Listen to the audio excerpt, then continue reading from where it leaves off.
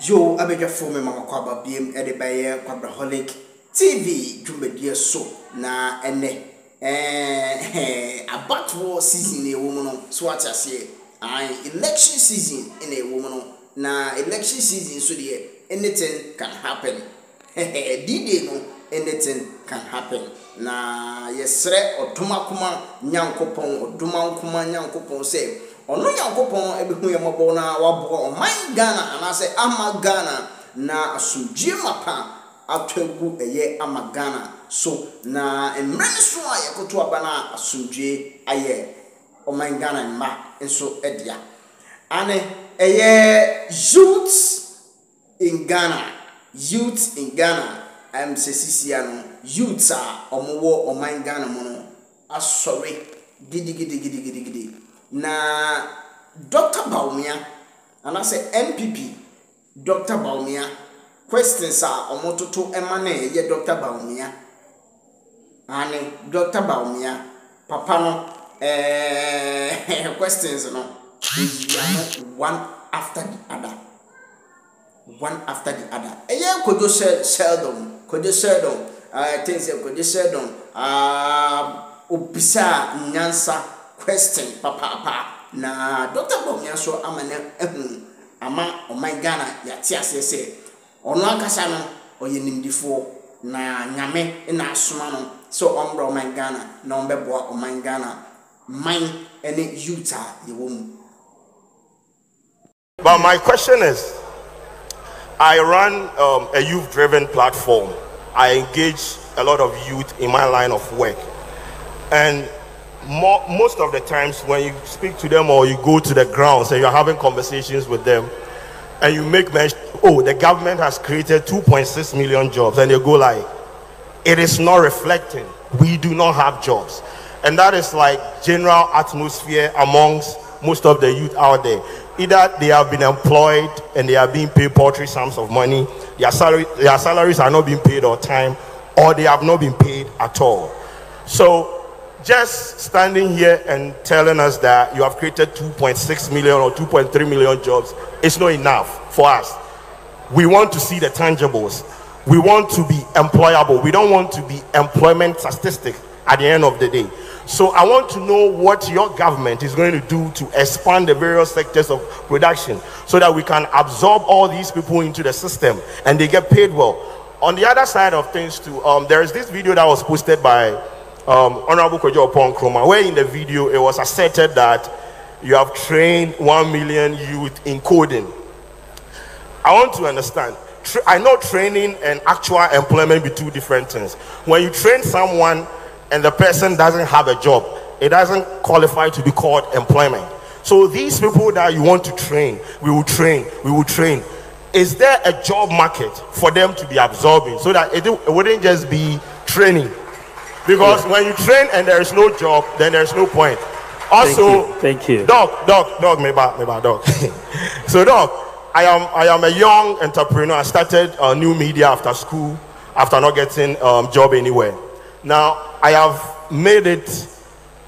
I have put in the effort to bring in national service people to work with me, right? And every year we take in about 2-3 national service people. I'm a private company. I'm not a government company. Now I'm supposed to pay these, national service people a certain amount of money, which is more than what the government is paying. And after that, I am supposed to pay money to the government through the national, service secretariat. For a private startup company like mine, that is not funded by anyone, and I am paying all these amount of money to the government. What are the benefits, the opportunities for me in your government, so that I can create a fertile grounds to absorb in a lot more people, so that I can work with them and create employment for them?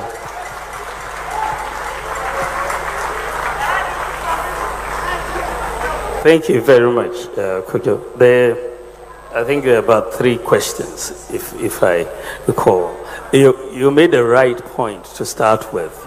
That says that we've created 2.6 million jobs. That for people you talk to, they are not seeing it, reflecting. And that's exactly the point I made. That in fact, even though we've created 2.6 million jobs, is not sufficient. The demand for employment is very high, you know, but you can just imagine that if you had not created this 2.6 million, the demand would have even been higher, right? So the fact is that it's true. We haven't done enough in that sense that you want to do more. And this is why I believe if you look at the program I'm putting forward, it's very, very key. The business side, you know, you look at the tax reforms that we are proposing that will help stimulate the private sector.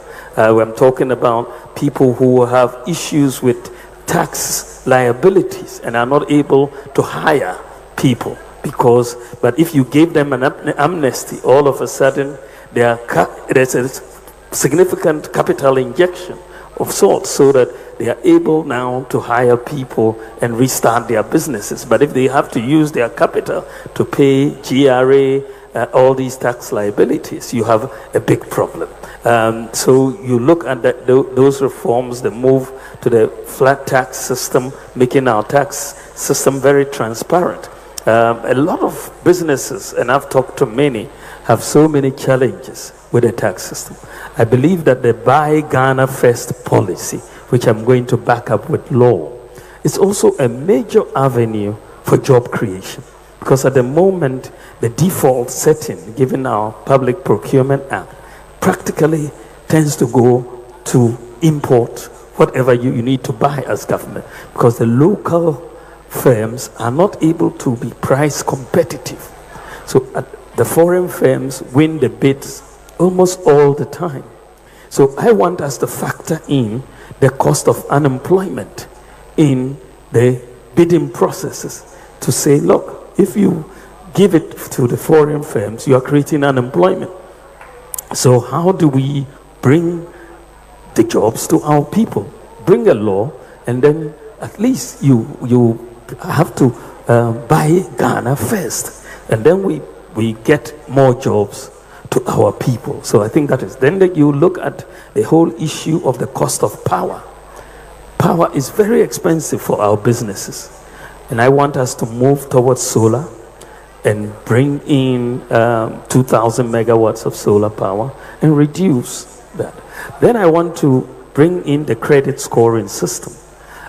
You know, the demand for goods and for so many services is much lower if you don't have access to credit in your economy, right? But if you have access to credit, you look at the US, consumer demand drives GDP, over 60% of GDP, because people have access to credit and they can buy goods. And that when people